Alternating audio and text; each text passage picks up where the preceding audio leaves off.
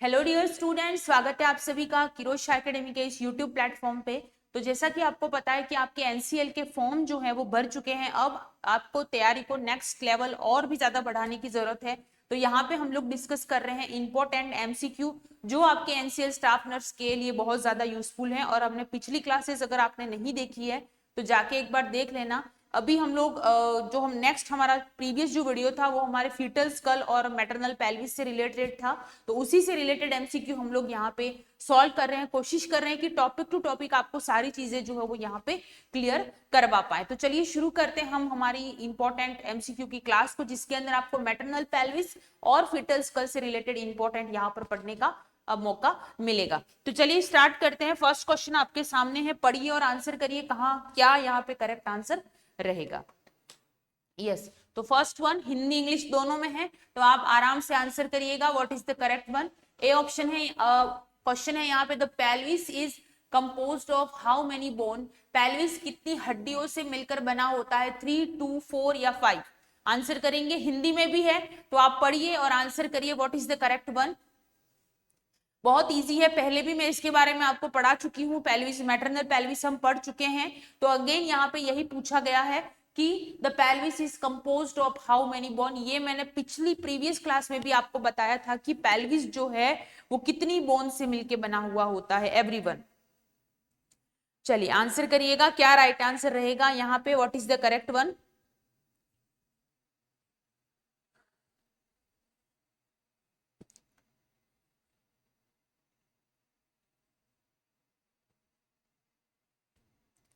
Yes, सभी answer करिएगा, क्या करेक्ट आंसर रहेगा। हिंदी में भी आप पढ़ सकते हैं, हिंदी में भी पढ़ के आप आंसर करिएगा। सभी बच्चे आंसर करेंगे। क्लास को एक बार शेयर करना है।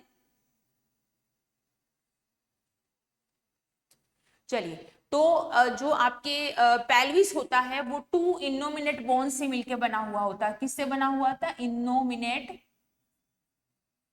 बोन। 2 इनोमिनेट बोन से मिलके बना हुआ होता है। एक होता है सैक्रम, एक होता है कॉकिक्स। ठीक है, अब ये सैक्रम और कॉकिक्स जो होता है वो आपके टोटल, आप अगर हम बात करें कि इलियम इस्चियम प्यूबिस से मिलके ये बने हुए होते हैं। ठीक है, किसके? इलियम इस्चियम प्यूबिस जो है इससे बने हुए होते हैं ये, कि जो कि पेल्विस को सपोर्ट करने का ये काम करते हैं। तो यहाँ पे टोटल आपकी कितनी होगी? 4 बोन से मिलके बना हुआ होता है आपके पेल्विस, फीमेल पेल्विस जो होता है वो। तो यहाँ पे करेक्ट आंसर आपका क्या रहेगा? सी करेक्ट आंसर रहेगा। Next one, what is the shape of the pelvic brim in गायनेकोइड pelvis? कल भी बताया था गायनेकोइड पेल्विस के का जो ब्रिम होता है, मतलब उसका शेप क्या होता है? Most common, most favourable for delivery, for labour, ये गायनेकोइड पेल्विस होता है। तो यहाँ कल हमने पेल्विस के टाइप भी मैंने आपको बताए थे, उसके साथ में उसको उसके शेप भी बताए थे। तो अब आप आंसर करेंगे, क्या करेक्ट आंसर यहाँ पे आपका रहेगा? चलिए सभी आंसर करेंगे। What is the correct one? तो देखिए यहाँ पे पूछा गया है कि गायनोकोड पेल्विस, सबसे इंपॉर्टेंट चीज, गायनोकोड पेल्विस जो होता है मोस्ट कॉमन पेल्विस है, मोस्ट कॉमन पेल्विस है। दूसरी इसकी खासियत होती है most favourable, most most favourable pelvis है लेबर के लिए, मोस्ट फेवरेबल होता है। और इसका शेप की अगर मैं बात करूं तो यहाँ पे राउंड शेप होता है। और इसका प्यूबिक का जो आर्च होता है उसका एंगल की बात करूं अगर मैं, तो ये 90 डिग्री से अबोव एंगल रहता है। इसी वजह से यहाँ पे लेबर या नॉर्मल डिलीवरी का प्रोसेस पॉसिबल होता है इस पेल्विस के अंदर। तो ये कौन से शेप का होता है? राउंड शेप का होता है, विच इज गायनेकोइड पेल्विस। तो यहाँ पे करेक्ट आंसर हमारा क्या रहेगा? सी इज द करेक्ट आंसर। गोल आकार का होता है गायनेकोइड पेल्विस। नेक्स्ट, आगे बढ़ने से पहले दूसरा भी देख लेते हैं। यहाँ पे ट्रायंगुलर शेप या फिर उसको हम हार्ट शेप भी बोल सकते हैं, ये होता है एंड्रॉइड पेल्विस। कौन सा पेल्विस? एंड्रॉइड पेल्विस, जो मेल पेल्विस है, मेल टाइप का पेल्विस यहाँ पर होता है। ठीक है, एक होता है फ्लैट पेल्विस होता है, जिसको या किडनी शेप भी हम जिसको बोलते हैं, जो होता है प्लेटिपॉइड पेल्विस। कौन सा होता है आपके? प्लेटिपॉइड। यहाँ पे लिख रही हूं मैं प्लेटिपॉइड। ठीक है, next Oval shape, Oval shape जो होता है Android, anthropoid pelvis, anthropoid pelvis, ठीक है, जो कि कैसा होता है, एंथ्रोपॉइड पेल्विस जो होता है विच इज ओवल शेप होता है। तो यहाँ पे सी हमारा करेक्ट आंसर रहेगा। नेक्स्ट आगे बढ़ते हैं। देखिए पेल्विस, मैटरनल पेल्विस, जिन्होंने भी कल की क्लास नहीं देखी है जाके एक बार देख लीजिए, मैंने उसके टाइप, उसके शेप और सारी चीजें आपको वहां पे एक्सप्लेन कर दी है, जो कि बहुत इंपॉर्टेंट है मैटरनल पेल्विस, ठीक है, अलग type of pelvis, sorry. Next है which is the most common and ideal type of female pelvis, स्त्री श्रोणी का सबसे सामान्य और प्रसव के लिए आदर्श प्रकार कौन सा है, प्लेटिपॉइड, एंथ्रोपॉइड, एंड्रॉइड या गायनेकोइड पेल्विस। चलिए आंसर करेंगे, क्या राइट आंसर रहेगा यहाँ पे, विच is the most common and ideal type of female pelvis. Ideal का मतलब होता है मोस्ट फेवरेबल, मोस्ट कॉमनली पाए जाने वाला पेल्विस, जो कि लेबर के प्रोसेस के लिए भी सूटेबल होता है, ऐसा पेल्विस कौन सा होता है। आंसर करेंगे अगेन, आंसर करेंगे, क्या राइट आंसर रहेगा यहाँ पे। देखिए ये भी पीजीआई रोहतक स्टाफ नर्स में ये क्वेश्चन आया हुआ है, तो आगे भी आपको देखने को ये मिल सकता है, बहुत इंपॉर्टेंट एमसीक्यू है।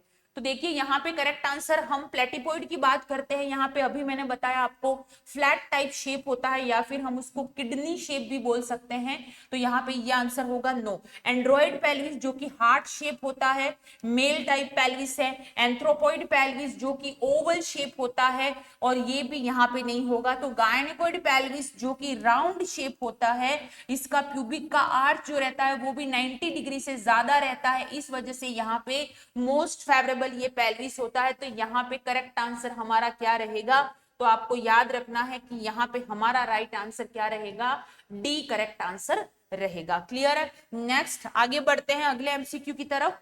अगला क्वेश्चन है आपके सामने, which pelvis type has a kidney shape brim with reduced anterior posterior diameter and increased transverse diameter।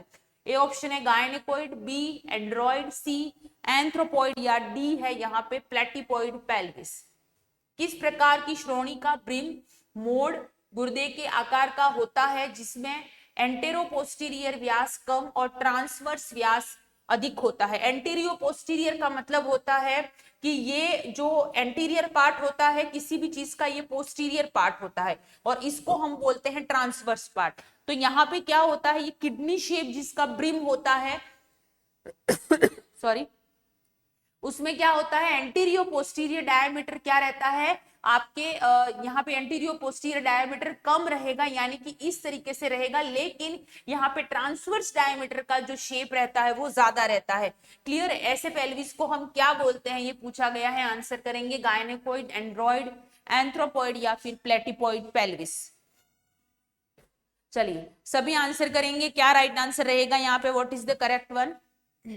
Class को शेयर भी करना है, साथ में आंसर भी करना है आपको कि क्या यहाँ पे करेक्ट आंसर रहेगा इस क्वेश्चन का। यस आंसर करिए। अभी मैंने बताया किडनी शेप का पेल्विस कौन सा होता है, अगर आपको ये पता है तो आप इजीली इसका आंसर कर पाएंगे। फ्लैट, फ्लैट शेप या फिर किडनी शेप बोल सकते हैं हम, जिसका एंटीरियो पोस्टीरियर डायमीटर कम और ट्रांसवर्स ज्यादा, यानी कि इस तरीके से होगा। ठीक है, इस तरीके से उसका पेल्विक का जो ब्रिम होता है वो इस तरीके से आपको दिखाई देगा, विच इज किडनी शेप, या उसको हम फ्लैट शेप भी बोल सकते हैं, जो कि प्लेटिपॉइड पेल्विस में हमें देखने को मिलता है। क्लियर है, याद रखिएगा, बहुत इंपॉर्टेंट है।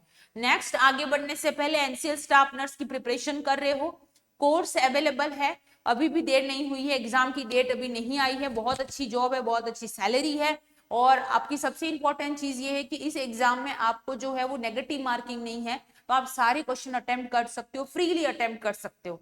ठीक है, तो अपना सिलेक्शन चाहते हो तो आज ही किरोशा एकेडमी का ऐप डाउनलोड कर दो, और वहां पे आपको ये कोर्स मिलेगा, प्लस आपको 20 टेस्ट मिलने वाले हैं एनसीएल के एग्जाम के पैटर्न के बेस्ड पे, फुल लेंथ टेस्ट मिलेंगे, एनालिसिस भी मिलेगा डिटेल के अंदर। ठीक है, तो ये लेना चाहते हैं तो हमारे ऑफिशियल नंबर पे आप हमें कांटेक्ट कर सकते हैं। नेक्स्ट बात करते हैं अगले एमसीक्यू की, the distance from the upper border of symphysis pubis to the mid point of the sacral promontory is called.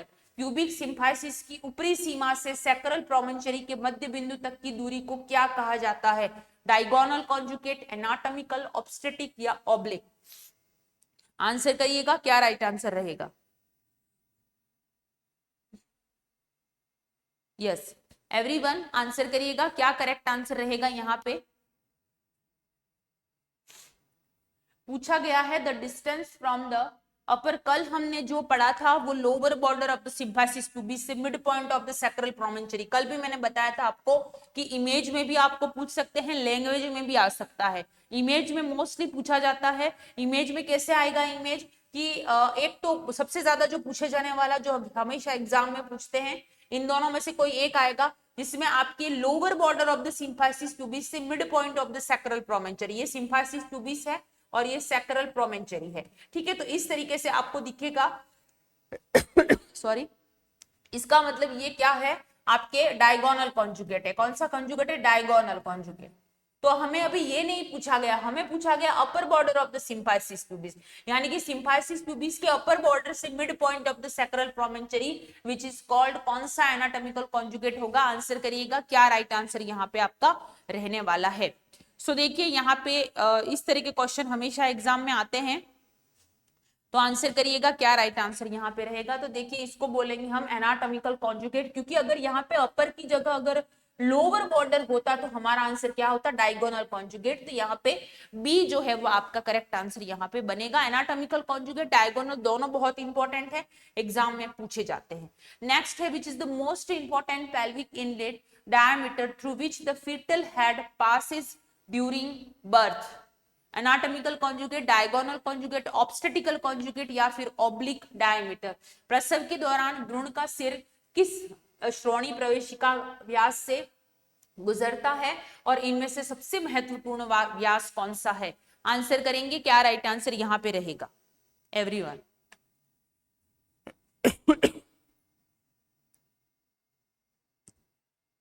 बहुत अच्छा क्वेश्चन है कि विच is the most important pelvic का इनलेट, आउटलेट नहीं पूछा गया है। दो तरीका होता है, इनलेट भी होता है, आउटलेट भी होता है।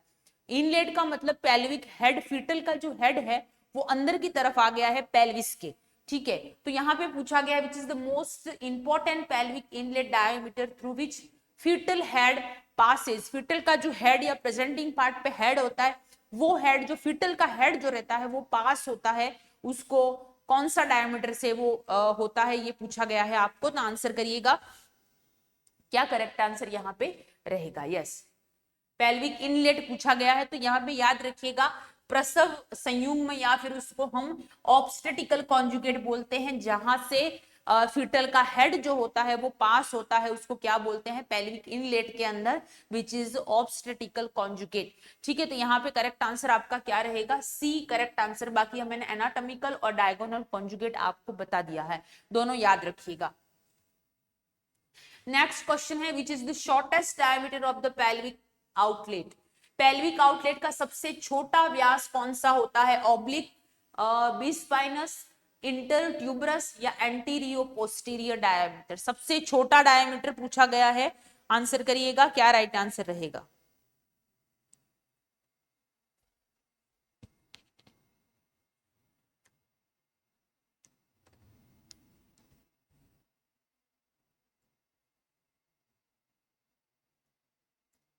चलिए आंसर करिएगा।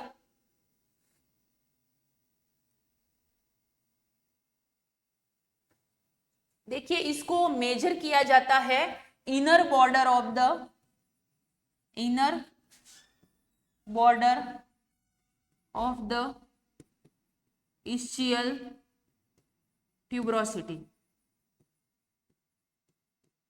जो ischial ट्यूबरोसिटी होता है उसके इनर बॉर्डर जो होता है वहां से इसको देखा जाता है, और ये सबसे छोटा व्यास या सबसे छोटा डायमीटर होता है विच इज 11 सेंटीमीटर का होता है। कितना होता है?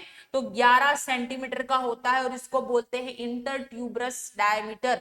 बिटवीन द ट्यूबरस होता है इंटर ट्यूबरस डायमीटर, जो सबसे छोटा डायमीटर यहाँ पर पाया जाता है, जिसको हम ये बोलते हैं। ठीक है, और यहां से मस्ट है कि फिटल का हेड यहां से पास होता है ट्यूबरोसिटी के अंदर से। ठीक है, हम जब फीटल पेल्विक बोन आपने पढ़ी होगी नर्सिंग में, ठीक है, तो वहां पे ट्यूबरोसिटी बताते हैं कि ये दो ट्यूबरोसिटी है। जैसे ही फीटल का हेड यहां पर आता है तो इस तरीके से नीचे की तरफ दोनों तरफ होता है, हल्का सा ऐसे आर्च की जैसा।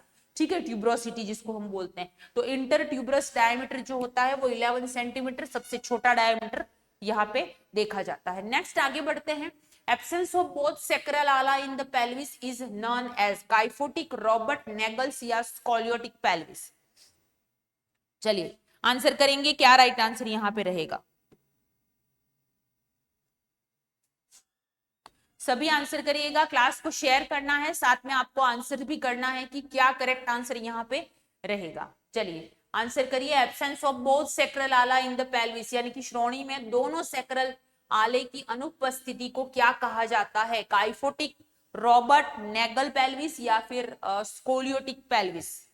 चलिए आंसर करेंगे, दोनों सैक्रल ऑफ आला यहां पर नहीं है, उसको क्या बोलेंगे? यानी कि जो पेल्विक बनाते हैं अपन, ठीक है, तो ये सैक्रल ऑफ आला जो होते हैं दोनों, अगर दोनों ही नहीं है तो इसको क्या बोलेंगे? ये यहाँ पे पूछा गया है, हिंदी में भी है, आप पढ़िए और आंसर कर सकते हैं इजीली कि क्या राइट आंसर यहाँ पे अपना रहेगा। चलिए सभी आंसर करेंगे।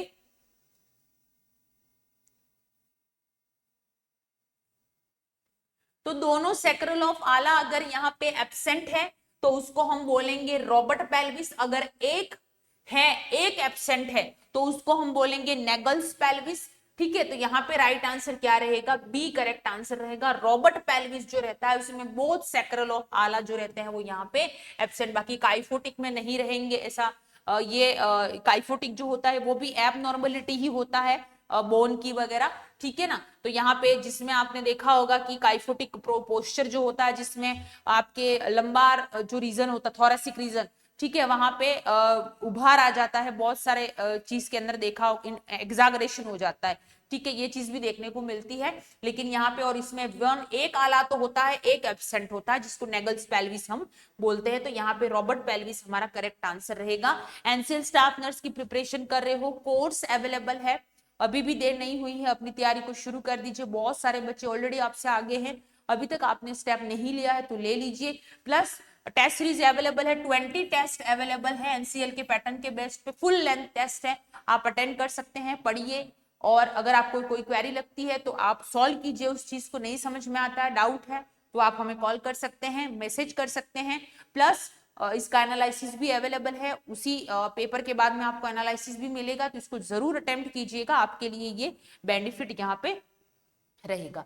नेक्स्ट आगे बढ़ते हैं अगले क्वेश्चन की तरफ। अगला एमसीक्यू है, Cooper's ligament used in bladder suspension surgery is also called lacunar ligament, pectineal ligament, inguinal ligament या यहाँ पे सैक्रोस्पानियस लिगामेंट। आंसर करिएगा, क्या राइट आंसर रहेगा? Cooper's ligament, everyone.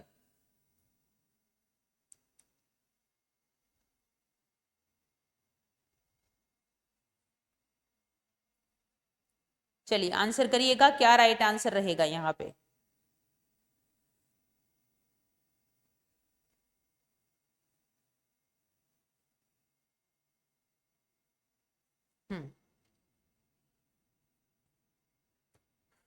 चलिए आंसर करिएगा। तो देखिए, Cooper's ligament used in bladder suspension surgery, ये ब्लैडर की सर्जरी में या फिर कोई हर्निया की सर्जरी वगैरह हो उसमें भी इसका यूज लिया जाता है, गायनेकोलॉजी में भी इसका, यूरोलॉजी, दोनों में इसका इस्तेमाल जो होता है वो किया जाता है।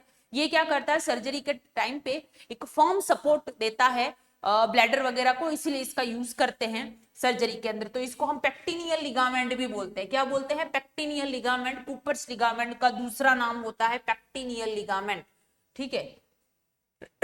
नेक्स्ट है, Cooper's ligament used in bladder suspension is also called. चलिए लगभग आंसर करिएगा, क्या राइट आंसर यहाँ पे रहेगा? वही क्वेश्चन है, सेम है, लेकिन थोड़ा सा चेंजेस हो गया है क्वेश्चन में ही। तो कूपर्स, अभी मैंने बताया, कूपर्स लिगामेंट को ही हम पेक्टिनियल लिगामेंट बोलते हैं और इसी का यूज ब्लैडर सस्पेंशन या फिर किसी भी जैसे गायनेकोलॉजिकल और यूरोलॉजी की सर्जरी होती है उसमें इसका यूज करते हैं। फर्म सपोर्ट देता है ये ब्लैडर को, इसीलिए इसका यूज किया जाता है। इसी को हम पेक्टिनियल लिगामेंट भी यहाँ पर बोला जाता है। क्लियर है? तो आई होप आपको समझ में आ गया होगा जितनी भी चीजें मैंने यहाँ पे एक्सप्लेन करी। दोबारा से मिलते हैं कल, तब तक के लिए एनसीएल स्टाफ नर्स की प्रिपरेशन कर रहे हो, कोर्स अवेलेबल है, टेस्ट सीरीज अवेलेबल है, जरूर ज्वाइन कीजिए और अपनी तैयारी को और भी बेहतर बनाइए। मिलते हैं नेक्स्ट क्लास में, तब तक के लिए थैंक यू वेरी मच।